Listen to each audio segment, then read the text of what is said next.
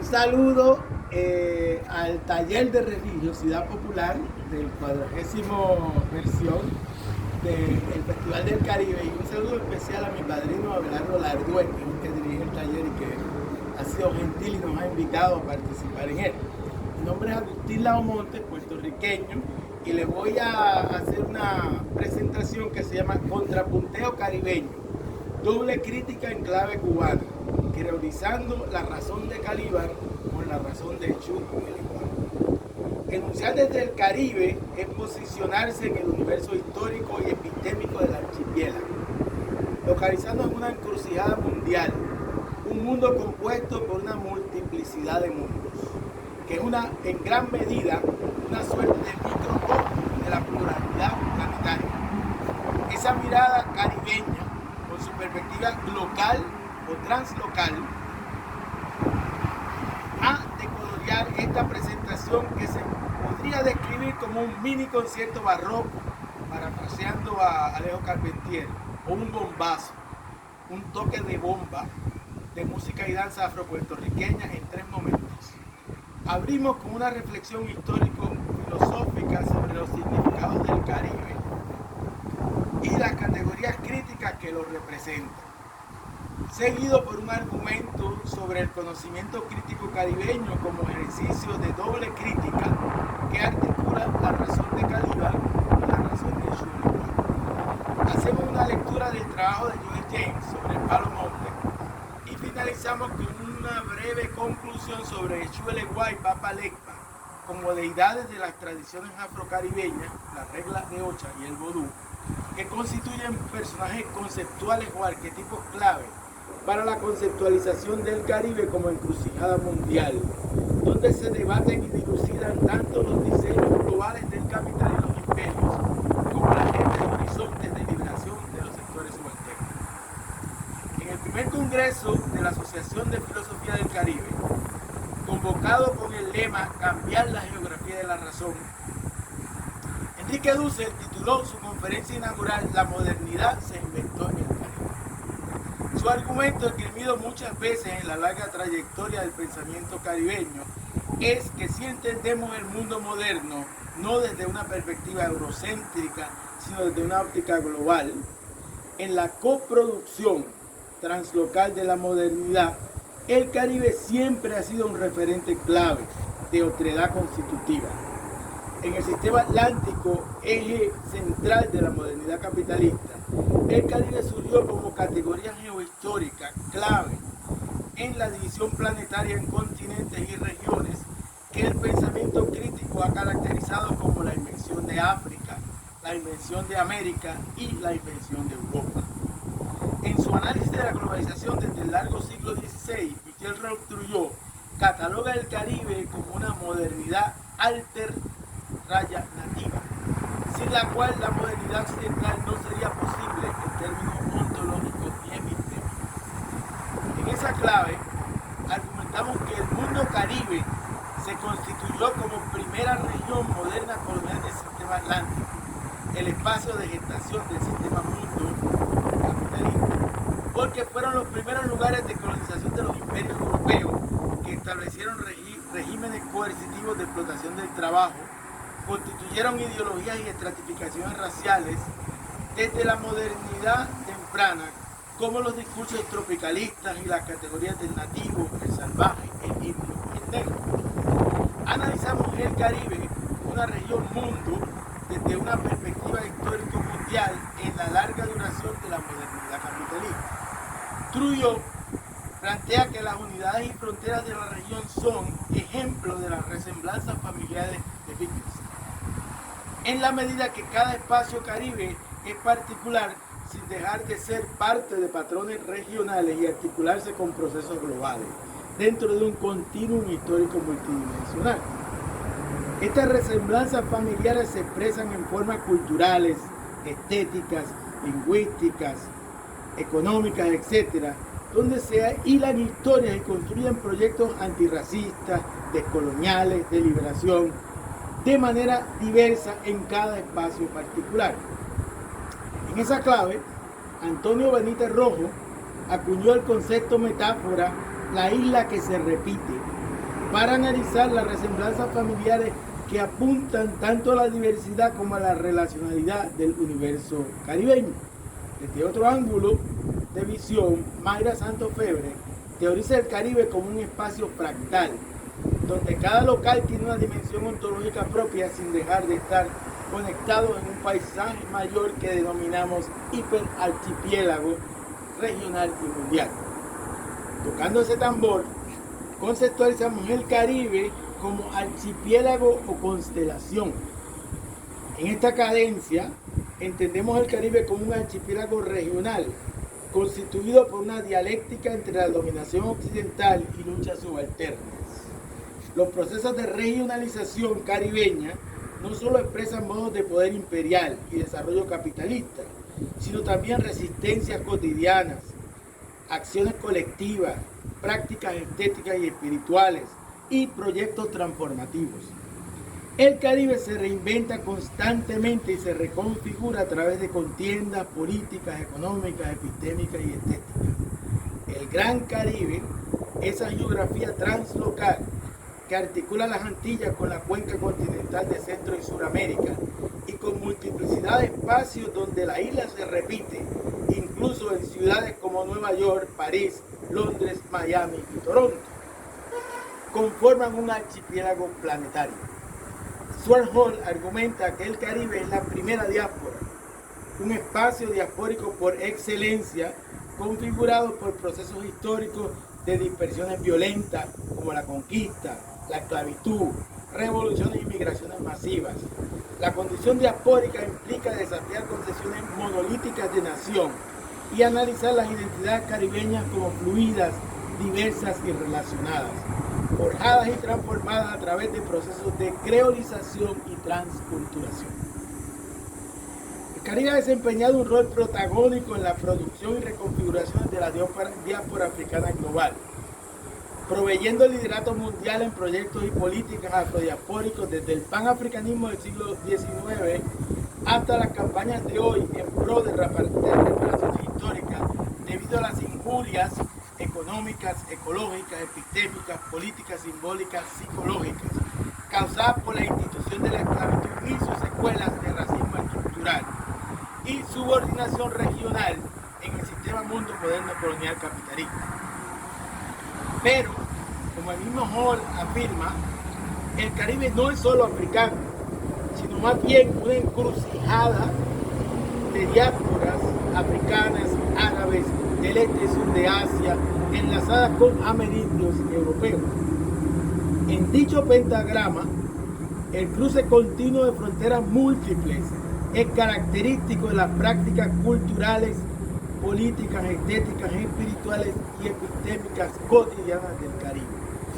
En ese polirritmo definimos el Caribe como una confederación de diásporas y una encrucijada mundial. En tanto categoría filosófica, el significante encrucijada opera como concepto metáfora para teorizar el Caribe como espacio geohistórico, microcosmos de encuentros y desencuentros globales, competencia interimperial, desarrollo capitalista y luchas antisistémicas que expresan y generan contradicciones severas y armonías complejas. Por eso es un espacio de Shub-el-Egua, que es el orilla de las encrucijadas. Entonando este son, el pensamiento caribeño se compone con categorías históricas tales como creolización, transculturación, zona fronteriza y diáspora, que representan su heterogeneidad, relacionalidad múltiple y flexibilidad entrelazada. En esta breve presentación no puedo elaborar mínimamente en esta categoría, pero muchos de estos trabajos sí lo hemos hecho. En esta geografía plural, rizómica, constituida por viajes atlánticos a través de océanos, mares, ríos, lagos y territorios de índole diversa, el Caribe es un espacio que se caracteriza por ser un conjunto de encrucijadas, un cruce de caminos por excelencia, un espacio quintesencialmente de Shub-el-Egua, en la orilla de las encrucijadas, un circuito de cosmopolitismo subalterno marcado por hitos históricos que facilitan y revelan la comunicación translocal y transnacional, como fue la Revolución Haitiana, cuyas repercusiones resonaron por toda la región y a través de las Américas y en Europa. En esa clave sincopada y polirrítmica es un espacio barroco que constituye de manera diversa y abigarrada, con sus propias ficciones históricas, al decir de Lezama Lima, quien define el barroco como un arte de la contraconquista. Es escenario histórico clave de ese etos barroco que Bolívar Echevarría ve como racionalidad primordial de la utopía, entendida como capacidad de imaginar y crear un mundo radicalmente nuevo a partir del potencial de liberación inscrito en las contradicciones del presente. El Caribe, como región translocal y transterritorial, es un cuerpo multiforme y disperso, donde las sujetas caribeñas son una territorialidad nómada, encarnadas en un cuerpo migrante sexuado, racializado, inscrito por discursos y prácticas de género. Aquí cabe sacar al relieve la importancia del feminismo en el pensamiento caribeño, mencionando figuras cimeras como la filósofa trinitaria Sylvia Wynter, la escritora guadalupana Maris Condé, la etnógrafa colombiana Delia Zapata Olivella y la militante jamaiquina de la Internacional Comunista Claudia Jones, que en los 1930 lideró una corriente de feminismo negro, denunciando su triple opresión como mujer, negra y obrera, cuya biografía escribió Carol Boyce Davis con el título A la izquierda de Carlos Marx. Es un ensayo clásico que traza puentes entre el pensamiento caribeño y latinoamericano. Roberto Fernández Retamar hace una genealogía del concepto metáfora caliba, demostrando la relación de la idea del Caribe con el personaje de La Tempestad de Shakespeare, más allá de relacionar el origen del concepto mismo del Caribe con el contraste construido en el imaginario imperial europeo entre el salvaje peligroso, el caníbal, y el noble salvaje, el alegado taíno servil. Retamar elabora una narrativa tanto del latinoamericanismo como del caribeñismo, como discursos de identidad y cultura regional. El drama entre el conquistador próspero, el intelectual Ariel y el salvaje Calíbal inaugura un marco analítico para la interpretación de los procesos de formación y transformación del continente histórico que Martí llamó Nuestra América, renombrada por Retamar como Nuestra América Mestiza, y que aquí denominamos Nuestra Afroamérica. En el momento de la invención de América Latina como categoría histórica en el contexto de la Guerra México-Americana de 1848, cuando Estados Unidos incorporó a su territorio la mitad de México, y de la Guerra Hispano-Cubano-Américo-Filipina de 1898, el poeta nicaragüense Rubén Darío y el ensayista uruguayo José Enrique Rodó identificaron el emergente imperio yanqui como Caliba y el naciente continente latinoamericano como Ariel. En un giro político y epistémico en los 1970, desde la perspectiva de la Revolución Cubana, Retamar identifica a Caliban como concepto metáfora emblemático de América Latina y el Caribe, invocando figuras como Martí y Mariátegui, a la vez que traza un repertorio de pensamiento crítico, creación estética y política radical caribeña, a partir de la figura de Caliban, abanderada por intelectuales como Kamau Bradway, Cialer James y George Lamming. La identificación del pensamiento caribeño con el personaje conceptual de Caliban es un hilo que cose corrientes teóricas y estéticas y políticas a través del Gran Caribe. Como bien plantea Paget Henry en su libro La razón de Caliban, el pensamiento crítico del Caribe se define en gran medida por la capacidad de actuar como Caliban, quien maldijo al amo con su propio lenguaje. Es decir, los intelectuales caribeños hemos desarrollado corrientes de pensamiento crítico donde deconstruimos y reconstruimos las categorías occidentales, resignificando sus discursos, relatos, lógicas y argumentos. Esta vertiente de la crítica caribeña es la que el jamaiquino Anthony Bowes llama intelectuales herejes, que operan a la vez dentro y fuera de la tradición occidental. Aquí incluimos a Frank Fanon, Edward Glissant, Wilson Harris y Sylvia Wynter, quien elabora una analítica feminista de las formas políticas de conocimiento y subjetividad de la modernidad en clave caribeña. En distancia crítica del personaje Miranda, la hija de Próspero, y el diálogo de construcción creativa con Singulax, la madre del Caribe. En contrapunto, Ameses Cero reescribe el drama de Shakespeare como La Tempestad Negra, donde además de la representación de los personajes como negros y mulatos, aparece un personaje nuevo cuyo nombre es Hecho, en referente a la orilla Hecho Legbara, enunciando un hecho, enunciando una escena, que significa verdad en su origen. Aquí César actúa como puente y traductor de dos vertientes de pensamiento caribeño, la razón de Caliban y la razón cimarrona de Jules. Es la cosmovisión yoruba escritorista que abre y cierra todos los caminos, cuyo oráculo descifra los mensajes de la fuerza espiritual de los egos y divinas, las y los orichas. Es así que sirve tanto de principio ontológico, los caminos de la vida. También dice el vallenato, como epistemológico, descifrar los códigos semióticos, y por esa razón que se analiza el Yoruba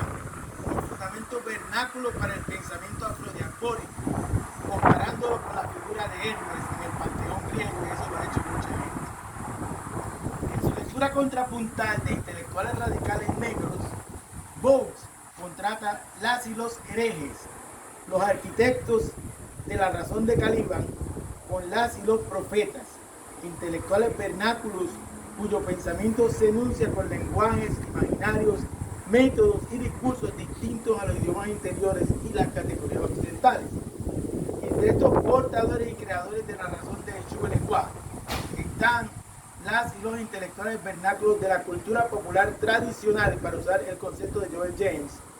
que en el caso de Cuba incluyen sabias y sabios de la santería y el palo monte. El libro Hablen Paleros y Santeros, de Tomás Fernández Robaina, constituye una forma de narrar ese modo de pensamiento a partir del discurso testimonial que traduce la oralidad en género literario con valores políticos y epistémicos. Pero las y los intelectuales vernáculos también escriben sus propios textos, donde se expresan tantos saberes prácticos diversos sobre el cuidado del cuerpo con las estéticas visuales, danzarias y culinarias, como sobre problemáticas existenciales y políticas, dilucidando y debatiendo temas como la identidad, el significado del ser, el sentido de comunidad, la resistencia cultural y proyectos históricos de liberación. Otra manera de caracterizar este contrapunteo de la razón de Caliban con la razón cimarrona de Jules es utilizando la noción de doble crítica que acuñó el filósofo francés argentino Jacques Derrida, que enlaza la crítica inmanente, es decir, la deconstrucción de categorías de pensamiento occidental, con la crítica externa, que envuelve creación de conocimiento crítico con otro lenguaje, conceptos y perspectivas que trasciendan los imaginarios occidentales, lo que implica elaborar categorías históricas alternativas, como veremos. Tocando ese tambor, ofrezco este ejemplo de cómo Joel James ejerce la doble crítica en clave cubana. El libro La brujería cubana, aproximación al pensamiento abstracto de la cubanía, de Joel James,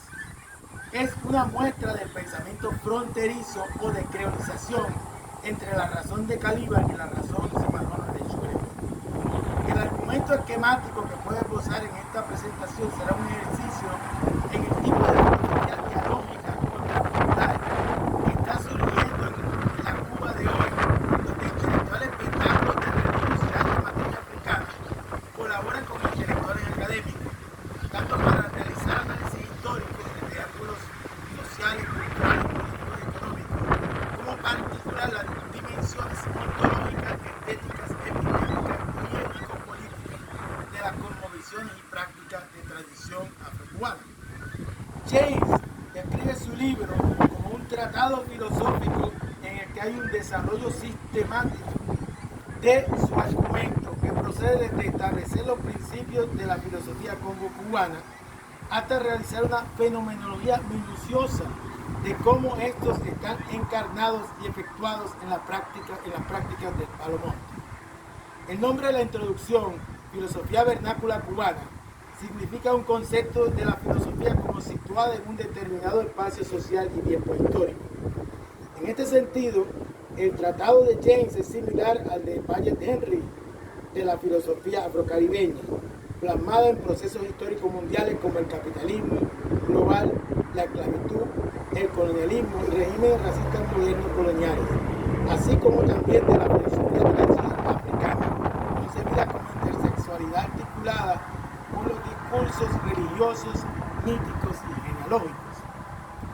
El título reivindica el palo como brujería, la autodesignación positiva desde dentro del espacio subalterno, en contraste al imaginario racista hegemónico, donde la brujería es significado de carácter vil y primitivo de los fenómenos. A contrapunto, el subtítulo Aproximación al pensamiento abstracto de la cubanía afirma el carácter filosófico del discurso afrocubano bantú, a la vez que problematiza y resignifica el espacio nacional cubano en tanto campo político-cultural. En otro de sus libros, El Gran Enganga, James construye un discurso histórico-filosófico a partir de los dispositivos materiales del poder espiritual, los calderos, que constituye un microcosmos de los poderes naturales que en las reglas del Palo Monte se les llama engangas, prendas o fundamentos. Aquí rastrea las prácticas religiosas bantúes en Cuba desde el siglo XVI, con el establecimiento de la separación étnica de los africanos basados en lo que se llamó cabildo de nación, un marco de segregación que permitió el surgimiento y desarrollo de los sistemas religiosos culturales afrocubanos, que devinieron espacios de resistencia, rebeldía y autoafirmación de la memoria, el yo, el deseo y la libertad. Historiando la relación en perspectiva, historiando la nación, en perspectiva subalterna, James arguye que la historia de los engangas en Cuba es paralela al proceso de formación de la cubanía. En clave más filosófica, sostiene que los engangas abren la posibilidad de establecer una comunión y comunicación con lo trascendente, lo que necesitamos como un recurso para luchar en este nivel de la asistencia. Aquí la enganga significa una herramienta de lucha y un recurso de liberación que sirve de puente para la potenciación del ágil subalterno afrocubanos, no solo por su dotación de fuerza, pero en un nivel más profundo, porque como una afirmación del ser, una suerte de descolonización del ser, a contracorriente con la zona del no ser que asociaba a Fanon al colonialismo y al racismo, le permite construir comunidad y establecer su humanidad. En esta clave, James sostiene que en el Palo Monte hay una investigación fundamental de preguntas ontoexistenciales como la relación entre la vida y la muerte, la conciencia, el tiempo y la angustia humana, y afirma que el principio más general es la subordinación de la vida a la muerte, un continuo recurrente. En esta vena postula un vacío óptico generativo que tiene dos fuentes fundamentales. Por un lado, la búsqueda existencial de sentido y trascendencia, y por otro, una búsqueda ética de pertenencia, identidad, solidaridad y comunidad a partir de la herida y el trauma provocado por el entramado de violencias corporales, epidémicas, económicas, sexuales, imbricadas en la cadena de colonialidad y opresión, sufridas desde la trata esclavista hasta sus secuelas persistentes de dominación de raza, clase, género y sexualidad. Dicho análisis es afín a la caracterización del filósofo jamaiquino Luis Gordon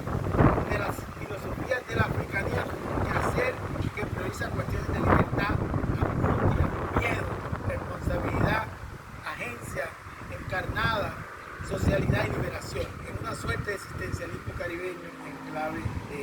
africano.